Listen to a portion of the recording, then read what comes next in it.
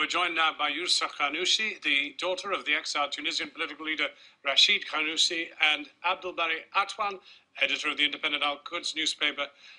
Youssef Khanouchi, let's just start with how you perceive Tunisia. Do you see it as a completely unique experience, or do you see it as a country which could lead to further infection across the Maghreb and the Arab world? Tunisia has a long-standing tradition of civil society activism. It was the first Arab country to establish a trade union in 1946, the first country to establish a human rights league in 1977, the first country to grant women the right to vote. It has a very wide middle class. However, the conditions that existed in Tunisia and are not very different from the conditions in the rest of the Arab world. The absence of freedom, the absence of real democracy. So many Arabs are inspired by what's happened in Tunisia and will be inspired to replicate that. Well, Abdelbari Atwan, let's be candid. Are there going to be leaders in the Middle East who are discomforted by what has happened in Tunisia? We know that Colonel Gaddafi is discomforted. He said so. Yes, I think most of the Arab leaders actually are extremely worried that the virus of revolution in Tunisia could spread in their society because their situation, or the people in their country's situation, is worse than the situation in Tunisia. All of them suffering from corruption, from suppression, from actually lack of democracy or dictatorship, who are ruling their countries, starving, so unemployment is very high, so no transparency, no independent judicial system, no democracy. That's interesting, because Abdelbari Atwan introduces something you didn't mention, which is, food prices, cost of living, unemployment. I know that as an exile political activist, you would be pleased if this were a political event, but it's actually surely fueled by poverty and starvation.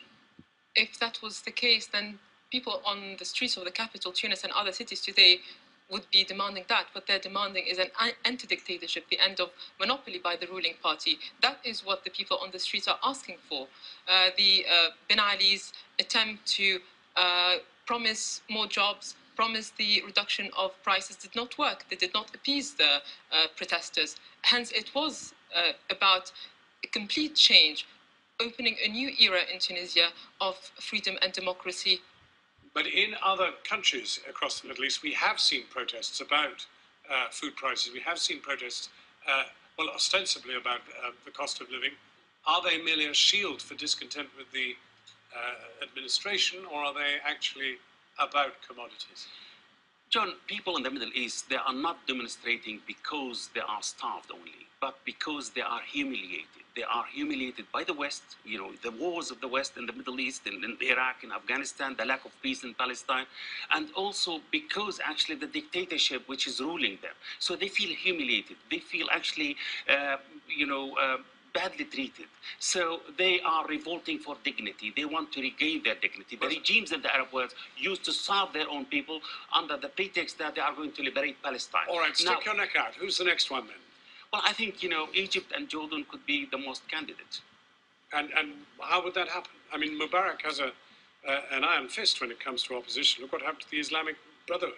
Yes, that was actually 20 or 30 years ago. But nowadays, the regime is ailing, very old and very corrupt.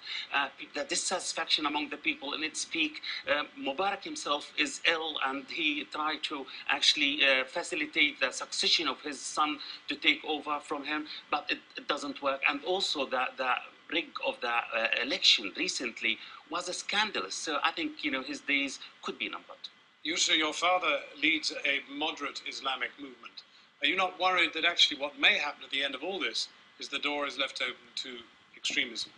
What I'm worried about is that there are attempts now to contain the revolution and drop Tunisians off the demands that they have been asking for. What we're seeing in Tunisia today is the return of the same figures of the old regime. We see the exclusion of any real opposition, the exclusion also of civil society institutions, of the trade unions, lawyers, the unemployed graduate representative bodies who led this revolution. We see them excluded from the new supposed national unity government. So that is what is worrying. Youssef Khanouchi and Abdelbari Atwan, thank you both very much indeed for coming in. Thank you. Back to Samira for tonight's